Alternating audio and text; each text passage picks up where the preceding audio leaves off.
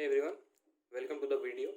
So in this video we will be solving two questions, two very fresh questions of WBJE 2020 based on the chapter of complex numbers. So this is our first question. The question says this equation represents a circle of radius. Therefore you are given the equation of the circle in complex number terms.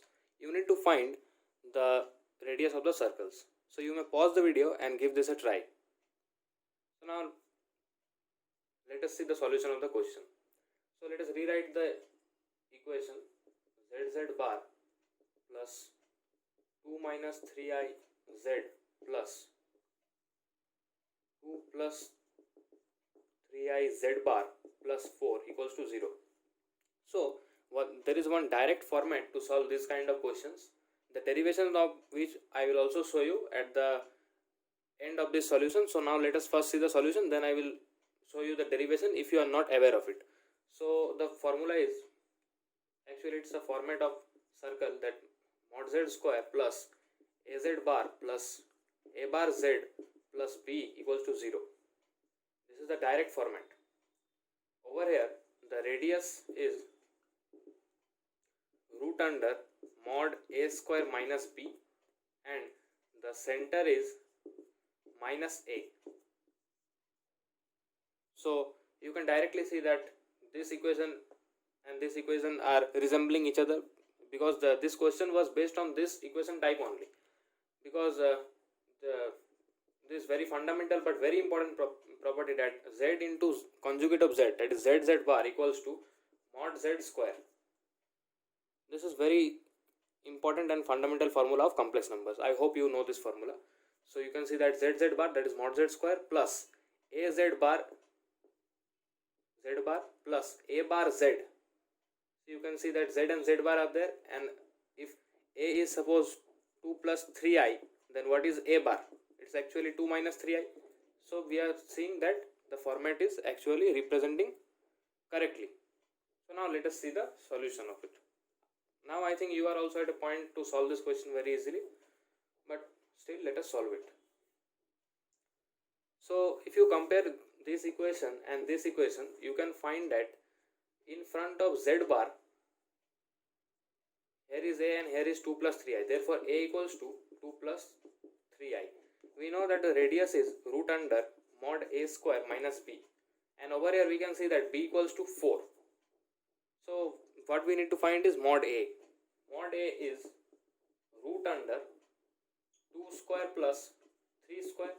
This is what? 4 plus 9 root under 13. So now let us put the value. R equals to root over mod a square, that is 13, minus b, that is 4. R equals to root under 9, that is R equals to 3 unit. So this is your solution, and the option was option B, that is 3 units. So now let us also see that how this formula came, if you are not aware of it.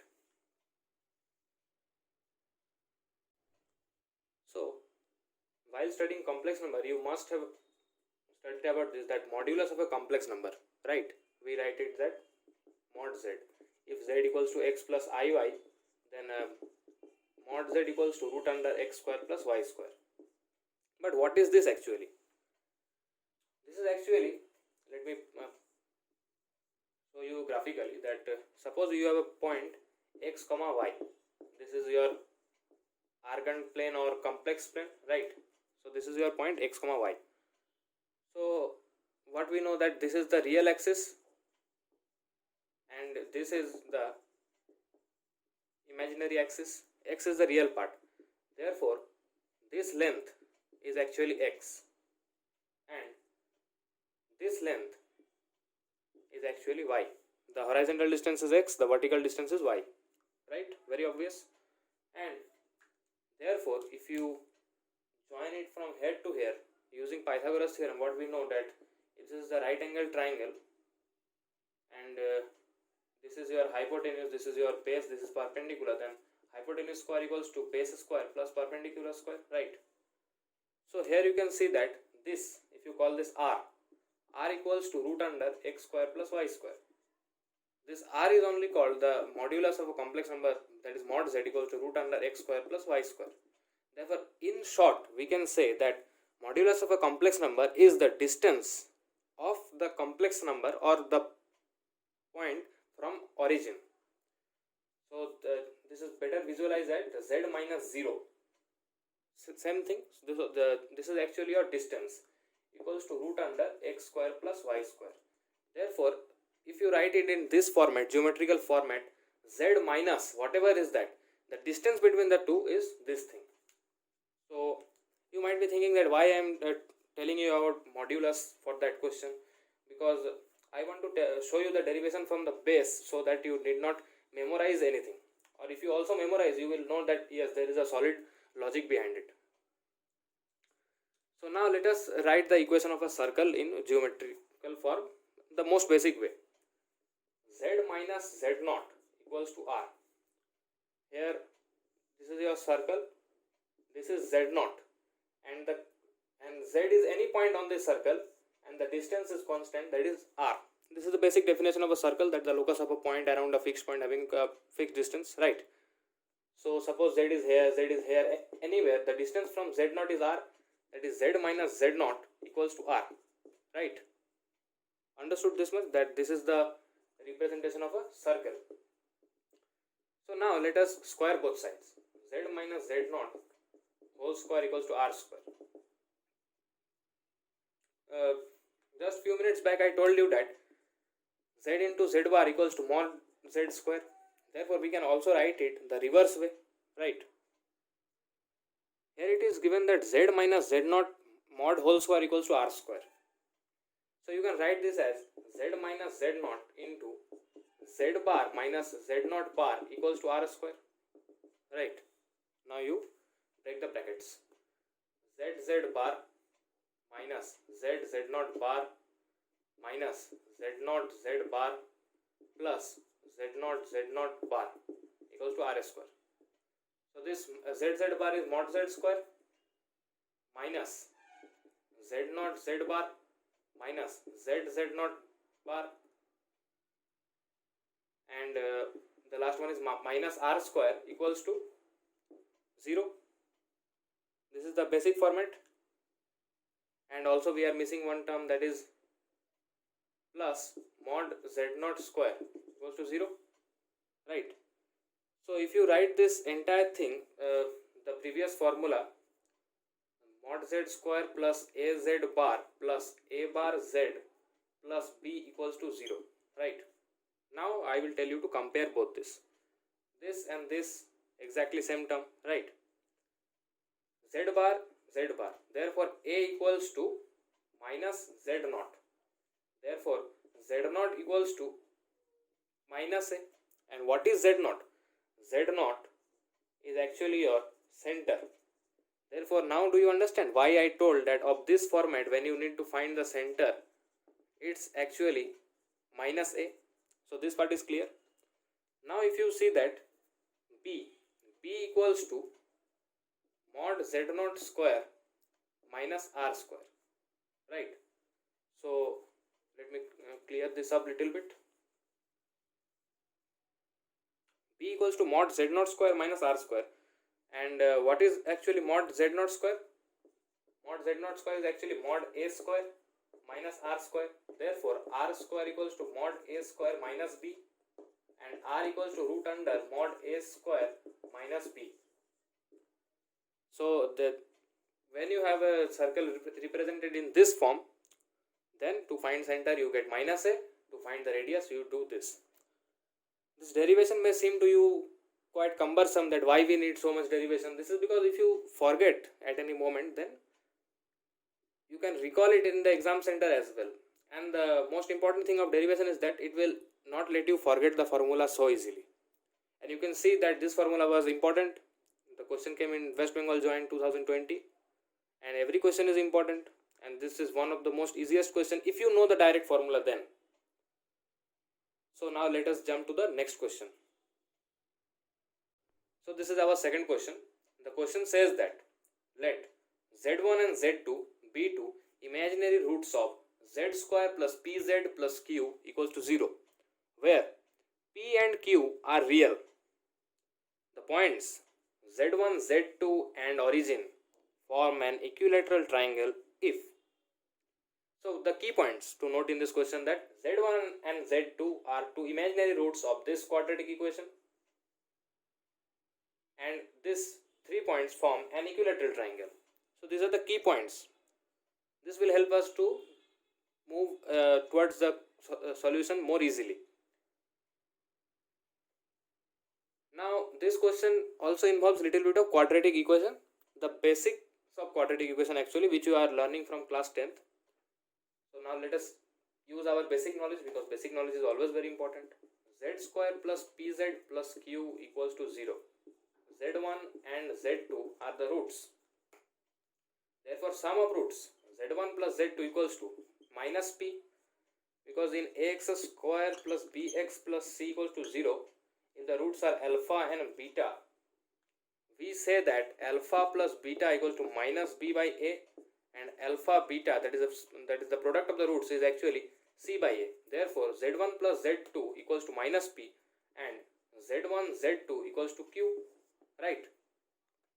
Now let us move ahead. The question says that Z1, Z2 and origin form an equilateral triangle. See, ethical solving of questions is very much important. You shouldn't just throw any value and take out. But little bit of smart solving is very much important in competitive exams, because the time you get to solve any question is very less. Each minute counts. You need to steal minutes from hours, right? So let us see one smart way of solving this question. Origin, Z1 and Z2. So we can consider any such point. Suppose someone considers that let Z1 be here and let Z2 be here. Excellent equilateral triangle, no problem. Someone considers actually Z1 over here and Z2 here, or Z1 here, Z2 here, Z1 here, Z2 here. So there are many combinations of considering the Z1 and Z2, right? So which is the smartest consideration of Z1 and Z2? You may consider it any other way, but just have a look at my solution. This is the origin. Let us consider Z1 over here and let us consider Z2 as its mirror image, because if it is an equilateral triangle, this distance and this distance all are same. The angles are 60, 60, and this becomes 30 and 30. This is an excellent symmetric diagram and the easiest option to solve this question as per me. So what you can see that you can represent Z1 easily. Let us take the side of the equilateral triangle to be R. Therefore what you can see that you need to move anti-clockwise 30 degree from the x-axis. Therefore Z1 you can write as RE I pi by 6 in Euler form, right? Where e power I theta equals to cos theta plus I sin theta. I hope you are quite aware of this, or you can go through my video on complex numbers. So now let us see what is Z2. Z2 is actually the mirror image of that. And what is the mirror image of a complex number with respect to x-axis? It is actually the conjugate of that complex number. So Z2 can be directly written as RE minus I pi by 6, because I turns to minus I. Or you can see it this way, that you need to move 30 degree clockwise. Therefore this is REI minus pi by 6.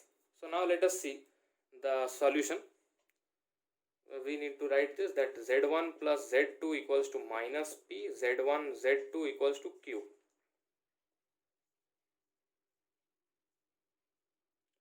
So now let us do Z1 plus Z2.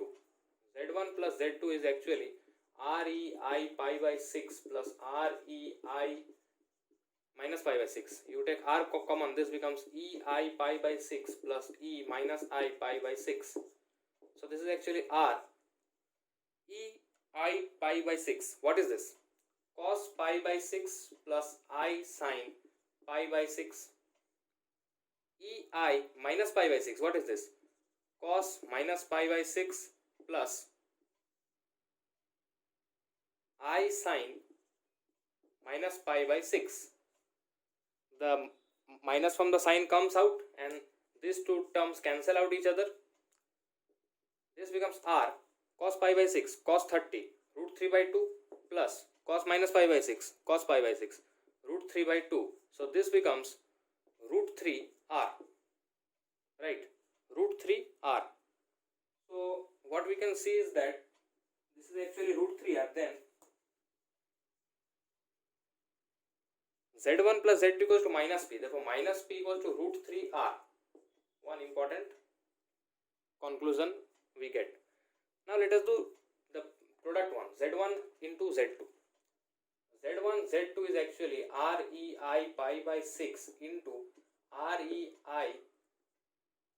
minus pi by 6. This is r square into e power 0, that is r square. What is z1 into z2? It is actually q. We get our another second important result, that r square equals to q. If you find any point little bit confusing, I can guarantee you that if you skip the video backwards and have a relook, I hope that you will be quite clear with what I have just said. So what is this actually? This is r square equals to q. So now we need to eliminate r from the equation, because we see that the relations are between p and q. R equals to minus p by root 3. Therefore r square is actually minus p by root 3 whole square equals to q. This is actually p square by 3 equals to q. And now you can see the option very clearly, that p square equals to 3q, which is option C. So here you can see that the use of smart observation and use of smart consideration of z1 and z2. If you would have considered z1 and z2 over here and here, I am not saying that this is wrong, but this will become tedious and cumbersome. We need to steal minutes from hours. So this is how we do it. If you have any other more easier way, then even better. But this is the way I found conceptual as well as easy. So these were the two questions of WBGE 2020 based on complex number. I hope you were very clear with this. So that's it for this video, and I hope to see you in my next video. Thank you.